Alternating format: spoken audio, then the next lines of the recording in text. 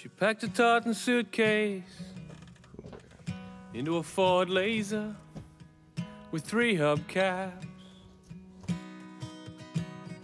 She said she was off for the weekend, but she never came back. My name's Dom Rogers. I'm in West Footscray, and I'm with Dean Miller from Musician Content Machine. Dean's recording 4 of my songs in terms of video footage of me sitting in his studio, and also some other tidbits for you guys to enjoy. I've always been into music ever since sort of listening to my dad's albums as a kid, radio in the car. I found it's a way not only to escape, but also just a powerful creative outlet and a powerful way to express yourself and to feel, essentially. Where the sky never cries. Doing your own music can be, in a sense, kind of a selfish pursuit.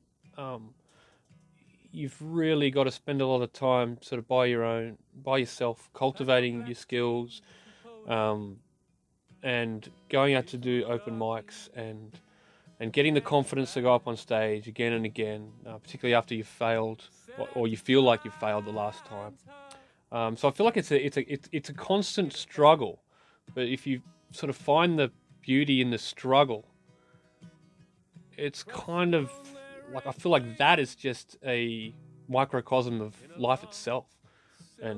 But at least with music, there's a bit of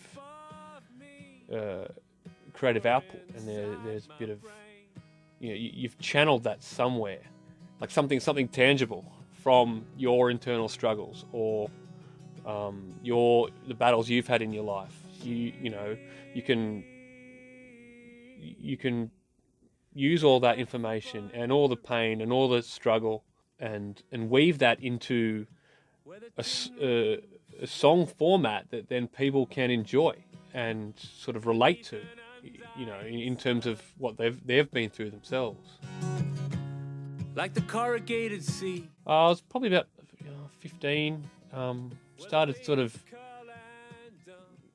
singing in a band in high school, sort of thing, and then that led to sort of picking up the guitar and playing guitar for trying to get some chords down. And I had this old Beatles, tattered old Beatles songbook that was lying around the house, covered in dust, and I got that out and started, putting together the chord shapes and singing at the same time, which I felt was also kind of important to get those two things down at once. And it's sort of, I did that for 3 years or so. Then I didn't play for a number of years, probably 7 years or so, and I sort of picked it up again in my sort of late 20s, or mid to late 20s, I suppose. Went to university, and I was focusing sort of all my energy on my studies, and I was working 25 hours a week while studying full time. So I didn't really have the time to do it, and I was sort of I had sort of tunnel vision for what I was studying, which wasn't music.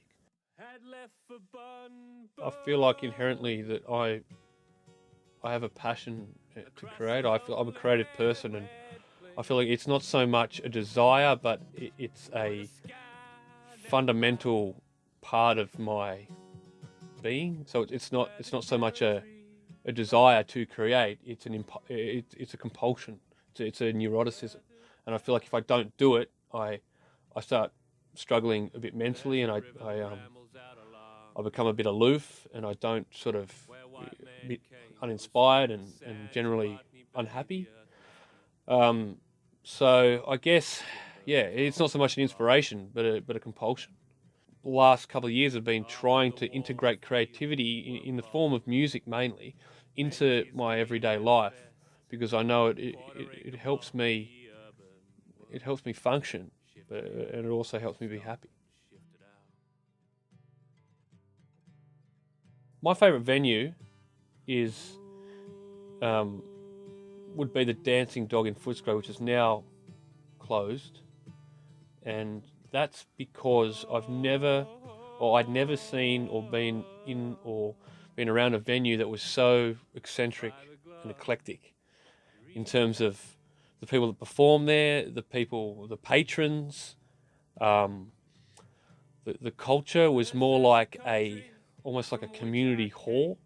Um, you'd get everyone there from, you know, dock workers to homeless people to immigrants and artists and poets and hip hop musicians, spoken word performers. Just an absolute melting pot of eccentricity. And it wasn't so much they put on performance nights that were well polished, and it was the opposite. It was always absolute chaos. The open mic nights were great because they were just full of characters, and that in itself would give me inspiration to write more material. It's like I'd walk into a Kerouac novel, or it's like I'd walked into a madhouse or something like that. And it was my local bar. I live 50 meters from it, and I miss it dearly. But it'll always have a special place in my heart because it was the epitome of inclusivity. No one felt like they didn't belong there. I felt from the people that you'd see congregating in there, but there was a place they could go and feel like they weren't being judged for who they were. We were fiberglass dreamers. I am a big fan of sort of poetry and a narrative style, and I feel like some of my favourite musicians are exponents of that style, and I feel like it's trying to just hold up the bastion to the narrative songwriter, the storyteller, the troubadour, the bard, if you like, with the guitar. And I want people to take out of my music the fact that you can tell a story with a guitar in 3 minutes. You don't need to write a book and to tell a good story. Now that river rolls into the sea, and these blacktop highways spread like branches of a tree. Sometimes you're born far away from where you're meant to be.